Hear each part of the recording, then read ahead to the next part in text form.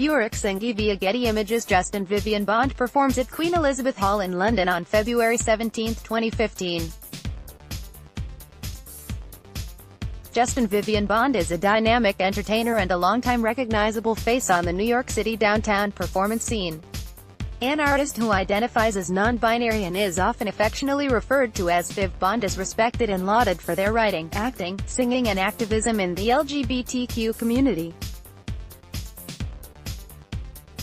Their live cabaret shows are legendary. I always joke that I'm a very big star to a very boutique audience. I like to appeal to the people that appeal to me, Bond told HuffPost. Bond cut their teeth as the boozy battle axe Kiki in the hit show, Kiki and Herb, which played throughout Lower Manhattan in the 1990s. Opting for a slower, more spacious life in recent years, Bond spends much of their time in the Hudson Valley in a home they refer to as the House of Whimsy, a nod to a group of friends and artists who go by the same name. In an interview with HuffPost, Bond reflected on living and working as a visibly queer outlier and what pride means to them in 2018. You're an incredibly funny and witty entertainer. Is there anyone that you idolize or admire for their wit? Of course, I've always loved reading Dorothy Parker. I'm fortunate because I don't have to be as taciturn as she does. My credo is keep it shallow, keep it moving. The power of shallow. You're spending a lot of your time upstate, in Hudson. What draws you there? I need space. I've spent 20-some years living in New York in a very small apartment. I lived in a really big loft on 2nd Avenue for 3 years. And it was during those years when I wrote my book, Tango, My Childhood, Backwards and in High Heels, and recorded Dendrophile and Silver Wells because I had space to get the work done. Artists in New York suffer from the inability to just spread out intellectually and physically. My house up here is like an art project.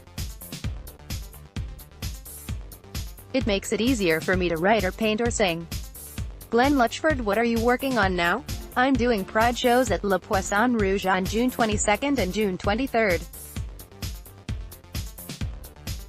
It's going to be a witchy solstice by Pride because the solstice is on Thursday and the New York City Pride March is on Sunday, and the shows are on the 2 days between summer solstice and Pride. What gives you a sense of pride? I am one of those people that's like a pride flag walking down the street every day. Because clearly I'm not like everyone else. I never really have been. Of course, as I've gotten older, I get to sort of pass as a nice middle-aged lady, but if people look a little closer, they realize that's not really the case. I guess the gift that I have and the burden I bear is to be someone who's constantly seen and recognized as queer. So I take pride in that. On a certain level, it gives a lot of people courage and it also makes a lot of people think about stuff they ordinarily wouldn't. Straight people don't think about queer people until they see them. So I'm there for them to see all the time. I guess I'm a sort of walking ambassadress for queerness. What in your work has brought you pride? I'm proud that I'm recognized as an artist in many platforms. To be considered a great cabaret artist is important to me.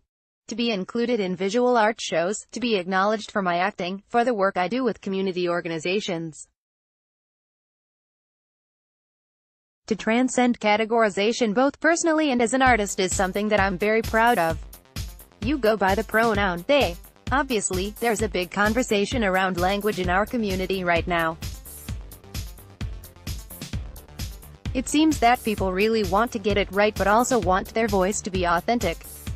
Is there anything you would like people to know about language and the LGBTQ experience? One thing I've always said and I still think is true is that our consciousness around gender and gender expression has expanded a lot faster than our language. So we're struggling to find the words and the ways to express things that we know innately.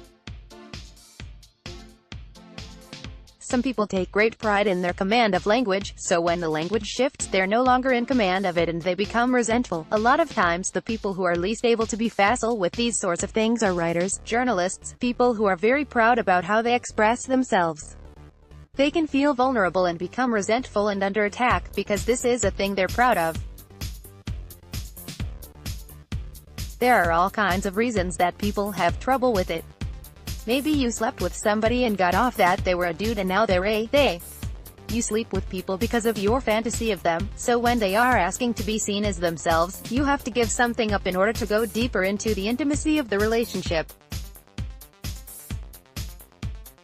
Hopefully, we are progressing to a more utopian reality, but getting there is not easy. It's a struggle. You have to struggle for an ideal, and it seems like it should be easy, but that's not necessarily the case. For LGBTQ Pride 2018, HuffPost is highlighting 30 different cultural influencers, like Lita Laria, who have shifted the narrative when it comes to queer issues and whose work has contributed to building a more inclusive and equitable future for us all.